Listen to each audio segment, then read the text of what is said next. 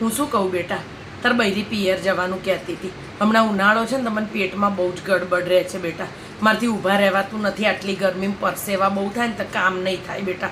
એટલે એ મને એવું કહે છે કે તમે ચકુબેનને બોલાવી લેજો રહેવા માટે. હવે છોડીને સાસરેથી કામ કરવા બોલાવીએ બેટા, સારું લાગે?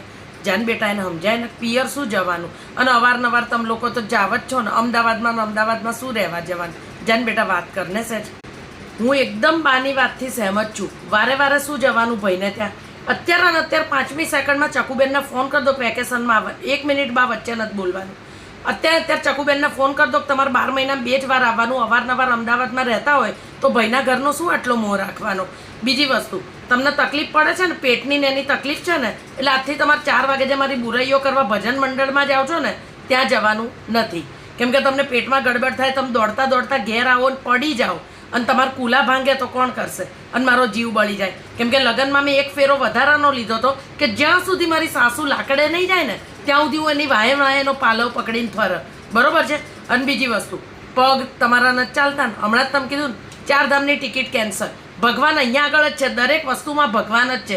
એટલે કેદારનાથને અહીંયા જવાની તમારે જરૂર નથી. એટલે વાતથી ઘેર બેસી રહેવાનું છે, બરોબર છે? આના નહીં બા, આગળ કશું જ બોલવાનું નથી. તમે તમારી જાત સાચો, તમને કંઈ થશે ને તું જીવતા જીવ મરી જઈશ અને સમાધિ લઈ લઈશ, બરોબર? એટલે કોઈ પણ નથી મારા ભાઈના ઘેર જવાનું કે નથી ચકુબેને એના ભાઈના ઘરે આવવાનું, બરોબર? હિસાબ બરોબર. એટલે હવે કોઈ પણ જાતની આર્ગ્યુમેન્ટ કરતા નહીં. ચલો ખીચડી બનાવું છું ને કઢી બનાવું, હેડો ફટાફટ ઊભા થાવ. બેટા, તે લવ મેરેજ કર્યા ને વાંધો નહીં, પણ આજ કાગડી મળી હતી તને લોહી પીવા માટે. એટલી કાળમુખી છે ને, મને જીવવા નહીં દે. 4 ધામ જવું પડે કે શંકર ભગવાનનું મોઢું બતાવવું પડે? કાલ ઉઠીને મરી જાય તો ઉપર જઈને શંકર ભગવાન ઓળખે જ ખરા કે આવ્યા કેદારનાથ સુધી આવી હતી. મારે જવું જ 4 ધામ બેટા. હાથ જોડું તારા, અને અત્યારે પિયર મૂક્યા બેટા. અને મારે છોડી તો એવું કંઈ નહીં. ચકુનું દિલ બહુ મોટું છે, સમજો તું? ચકુ તો આવશે ખરી ને બાપડી કામ કરશે ને આવું કહેવાય કે ભાઈના ઘેર નહીં આવવાનું. જો તો લુચ્ચી આને શરમ જશે જે.